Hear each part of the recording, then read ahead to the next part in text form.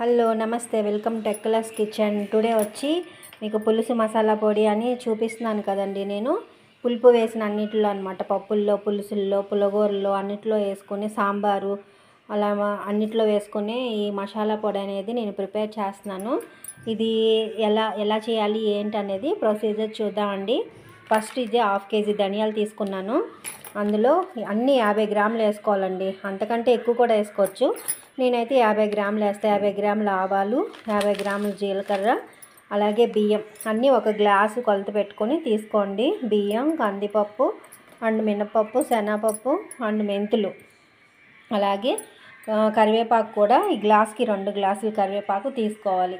ధనియాలు తప్ప మిగిలినవన్నీ కూడా డ్రై రోస్ట్ చేయాలండి, మంచిగా మాడిపోకుండా సిమ్లో పెట్టి అన్నీ డ్రై రోస్ట్ చేసుకొని ఇవన్నీ కూడా మిల్లుకు పట్టేయాలన్నమాట. ఇప్పుడు ప్రొసీజర్ చూద్దాం. ఫస్ట్ మినపప్పు ఫ్రై చేసుకుందాం. మీడియం సైజు మంటలో పెట్టుకొని బాగా ఫ్రై చేసుకోవాలి. సిమ్లోనే ఉండాలండి, మాడిపోకూడదు, లోపల దాకా రోస్ట్ అవ్వాలన్నమాట. బాగా ఫ్రై చేసుకోవాలి. చూడండి, ఇట్లా మధ్యలో కలుపుతూ ఫ్రై చేసుకోవాలి. ఇదిగోండి ఫ్రెండ్స్, ఇంత మట్టికి వేగింది, మంచి బ్రౌన్ కలర్ అయితే వస్తుంది, కమ్మని వాసన కూడా వస్తుంది. ఇది మాత్రం సరిపోతుంది. ఈ మాత్రం కలర్ వచ్చింది అండ్ స్మెల్ కూడా మంచి స్మెల్ వస్తుంది అన్నమాట. అప్పుడు తీసేసుకోవడం. నెక్స్ట్ వచ్చి కందిపప్పు. కొంచెం 50 గ్రాముల కంటే ఒక 10 గ్రాములు, ఒక 60 గ్రాములు అలా తీసుకున్నా కూడా పర్వాలేదండి. ఏంటంటే మన స్పూన్ నిండా వేసేది కొంచెం తక్కువ వేసుకోవచ్చు అనమాట. అంతే, 1/2 kgకి 50 గ్రాములు అయితే సరిపోతుంది. బాగా ఇది కూడా మంచి కలర్ వచ్చేంత వరకు ఫ్రై చేసుకోవాలి. ఇట్లా కందిపప్పు కూడా అక్కడక్కడ మిరియాలు పని పర్వాలేదు, మంచిగా ఫ్రై చేసుకోవాలి. కమ్మటి వాసన వస్తుంది ఫ్రై అయిన తర్వాత, అప్పటి వరకు ఫ్రై చేసుకోవాలి. చూడండి ఫ్రెండ్స్, ఫ్రై అయితే అయింది, మంచి కలర్ అయితే వచ్చింది. ఇంకా చాలండి, మళ్ళీ తీసిన తర్వాత కూడా ఇది మాడిపోతుంది అన్నమాట. ఈ మాత్రం సరిపోతుంది. ఇప్పుడు ఫస్ట్ వేసుకుందాం. ఇది కూడా బాగా ఫ్రై చేసుకోవాలి. ఇందులో పెట్టుకొని ఓపికగా నిదానంగా ఇట్లా ఫ్రై చేసుకోవాలి. 1 నిమిషం అలా ఆపి మళ్ళీ ఫ్రై చేసి మళ్ళీ ఆపి చేసుకుంటూ ఉంటే ఈవెన్గా అంతా ఫ్రై అవుతుంది అన్నమాట. ఒకేసారి ఇలా కలుపుతూ ఉండకూడదండి. కొంచెం మంట తగిలాక మళ్ళీ కలుపుకోవాలి, కొంచెం మంట తగిలాక మళ్ళీ కలుపుకోవాలన్నమాట. అట్లా చేయడం వల్ల అంతా బాగా ఫ్రై అయ్యి పచ్చివాసన అనేది ఉండదు. చూడండి ఫ్రెండ్స్, బాగా ఫ్రై అయింది, మాత్రం సరిపోతుంది. తీసేద్దాం దీన్ని కూడా. నెక్స్ట్ మిరియాలు కూడా యాజ్ యూజువల్ బాగా మంచిగా తొందరగా ఫ్రై అయిపోతాయండి. మిరియాలు కొంచెం కలర్ చేంజ్ అవుతాయి, మంచి వాసన కూడా వస్తుంది. అప్పుడు స్టవ్ ఆపేసుకోవడమే. మిరియాలు కూడా బాగా ఫ్రై అయినాయి. ఇప్పుడు ఇది మాత్రం సరిపోతుందండి, కలర్ మారింది కొంచెము, తీసేస్తున్నాను నేను. నెక్స్ట్ వచ్చి ఆవాలు చాలా ఫాస్ట్గా ఫ్రై అవుతాయండి. ఆవాల దగ్గర మాత్రం మనం అక్కడే ఉండాలి, తొందరగా ఫ్రై అయిపోతాయి. వేడిపోయినాం కదా, తొందరగా పగులుతాయి అన్నమాట. ఆవాలు వేగితే కనుక పేలినట్టు సౌండ్ వస్తుంది, టక అని పైకి లేస్తాయన్నమాట. దాని అర్థం ఏంటంటే ఆవాలు ఫ్రై అయిపోయినాయి అని అర్థం. ఎక్కువసేపు మాడగొట్టకూడదండి, బాగోదు. కొంచెం సౌండ్ రాగానే దాన్ని స్టవ్ ఆఫ్ చేసేయాలి. చూడండి ఫ్రెండ్స్, టక అని సౌండ్ వస్తుంది అన్నమాట.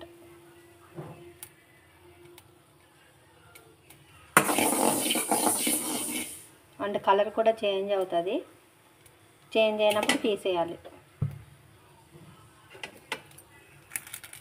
చూడండి సరే, అలా అన్నప్పుడు అవి వేగిపోయినాయి అన్నమాట. ఇంకా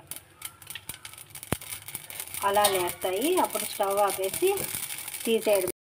నెక్స్ట్ వచ్చి జీలకర్ర కూడా తొందరగా ఫ్రై అయిపోయింది. సిమ్లో పెట్టుకొని, పెనం వేడిగా ఉంటుంది కాబట్టి సిమ్లో పెట్టుకొని టక ఫ్రై చేసుకోవడమే. కలర్ చేంజ్ అవ్వగానే దించేయడమేనండి. ఇదిగోండి, జీలకర్ర కూడా ఫ్రై అయింది. బాగా ఫ్రై అయిన తర్వాత ఇది కూడా ఏంటంటే కొంచెం టప్ అంటుంది, అలాగే కలర్ కూడా చేంజ్ అవుతుంది. చూసుకోవాలండి, ఫాస్ట్గా ఫ్రై అయిపోయింది ఇది కూడా. అండ్ బియ్యం బియ్యం కూడా మంచి కలర్ వచ్చేంత వరకు ఫ్రై చేసుకోవాలి. చూసారా, అన్నీ వేపి ఒక పళ్ళెంలో వేస్తున్నాను అనమాట నేను. ఇలా వేడికి కూడా ఇంకా ఫ్రై అవుతుందండి. ఇట్లా వేసుకోవాలి వేరొక దాంట్లో. చూడండి, బియ్యాన్ని కూడా ఇలా కలుపుతూ ఫ్రై చేసుకోవాలి. ఇవి కూడా ఏంటంటే తెల్లగా వస్తాయి బియ్యము, తెలుస్తుంది మనకి ఫ్రై అయినట్టు. అప్పుడు స్టవ్ ఆపేసుకోవాలి. చూడండి ఫ్రెండ్స్, బియ్యం అయితే బాగా ఫ్రై అయ్యాయి. అన్నీ కూడా మంచి కలర్లోకి వచ్చిందనమాట. ఇంకా చాలండి, ఇట్లా ఫ్రై అయితే చాలు, తీసేద్దాం. లాస్ట్గా మెంతులు కూడా తొందరగా ఫ్రై అయిపోతాయి, చూసుకుంటూ ఉండాలి. చూడండి ఫ్రెండ్స్, మెంతులు వేగినట్టు తెలుస్తుంది, కొంచెం బ్రౌనిష్లోకి వస్తుంది అనమాట. వచ్చినప్పుడు ఆపేసుకోవడమే. అంటే స్మెల్ కూడా బాగుంటుందండి. మెంతులు అనేది బాగా ఫ్రై అవ్వాలి, ఎందుకంటే మెంతులు చేదు కలిగి ఉంటాయి కాబట్టి ఇవి ఫ్రై అవ్వడం వల్ల అందులో ఒక మంచి టేస్ట్ అనేది మనకి బయటకు వస్తుంది. మెంతులు అయితే చాలా కేర్ఫుల్గా మనం ఫ్రై చేసుకోవాలి. ఏదైనా ఒకటి అలా అలా వేగకపోయినా పర్వాలేదు, కానీ మెంతులు మాత్రం బాగా వేగాలి. ఎందుకంటే మెంతులు పులుసుల్లో మనం వాడతాం కాబట్టి ఇదే మనకి టేస్ట్ అన్నమాట. ఈ పౌడర్ వేయడం వల్ల ఎక్స్ట్రా టేస్ట్ అనేది యాడ్ అవుతుంది. సరిపోయిందండి. ఫైనల్గా కరివేపాకు ఏంటంటే నేను ఎండబెట్టేసానండి. ఎండబెట్టేసింది వేస్తే చాలు, కానీ వర్షాలు కురుస్తున్నాయి కదా, అప్పుడు దీనివల్ల ఏంటంటే సరిగ్గా అంటే ఇలా అంటే టకటకటక మెత్తగా అయిపోవాలన్నమాట. అలా అవ్వలేదు, క్రిస్పీనెస్ లేదు. అందుకే అన్నీ వేపేసిన తర్వాత కొద్దిసేపు ఇలా ఇలా అని స్టవ్ ఆపేస్తే ఆ వేడికి అది క్రిస్పీగా అవుతుంది అన్నమాట. అట్లా ఫ్రై చేసుకోవాలి. ఈ పులుసు మసాలా పొడికి ఇది కూడా చాలా ఇంపార్టెంట్ అండి. కరివేపాకు కూడా కంపల్సరీగా వేసుకోవాలి. దీనివల్ల కూడా ఎక్స్ట్రా టేస్ట్ అనేది ఆ పొడికి ఆ ఫ్లేవర్ వస్తుందన్నమాట. చాలా బాగుంటుంది. కంపల్సరీగా వేసుకోండి మీరు కూడా కరివేపాకు. మీకు క్లారిటీ అంటే 1/2 కేజీకి 2 గుప్పులు వేసుకోండి, సరిపోతుంది. చూడండి ఫ్రెండ్స్, ఒక నిమిషం పెట్టాను కదా నేను. ఇలా ఎండితే కనుక మళ్ళీ ఫ్రై చేయట్లేదు, ఇది ఎండ లేదని మాత్రమే. చూసారా, ఇలా అయిపోవాలన్నమాట. ఇలా అయిపోయినప్పుడు స్టవ్ ఆపేసేయడమే, అంతే. చూడండి ఫ్రెండ్స్, ఇట్లా ఇవన్నీ మనం ఫ్రై చేసుకున్నాం అన్నమాట. ఇందులో కరివేపాకు కూడా వేసాను. చూస్తే కరివేపాకు ఎలా ఉంటుందో ఇలా అనాలి, అప్పుడు మంచి ఫ్లేవర్ అనేది వస్తుంది. ఇట్లా అన్నమాట. అంటే ధనియాల్లో ఏమన్నా మట్టి చెత్త ఏమైనా ఉందేమో చూసుకుని వేరుకుని మనం మిల్లుకి ఇచ్చేయాలన్నమాట. ఇవేమీ ఫ్రై చేయట్లేదండి, ఇవి డైరెక్ట్గానే వేసేసుకోవచ్చు. ఇది నాకు మా అత్తగారు నేర్పించిన రెసిపీ. ఆమె అయితే ఇట్లే చేశారు. అన్ని కూరల్లో ఇది వేసేవాళ్ళు, అందుకని ఈ పొడికి మేము బాగా అలవాటు పడిపోయామన్నమాట. కంపల్సరీగా నేను 6 నెలలకు ఒకసారి చేస్తాను. 1 కేజీ అలా చేస్తే 6 మంత్స్ వస్తుంది. 1/2 కేజీ వచ్చి ఫ్రిడ్జ్లో పెట్టేస్తాను, 1/2 కేజీ వచ్చి మనం వాడుకునేదానికి పెట్టుకుంటాం అన్నమాట.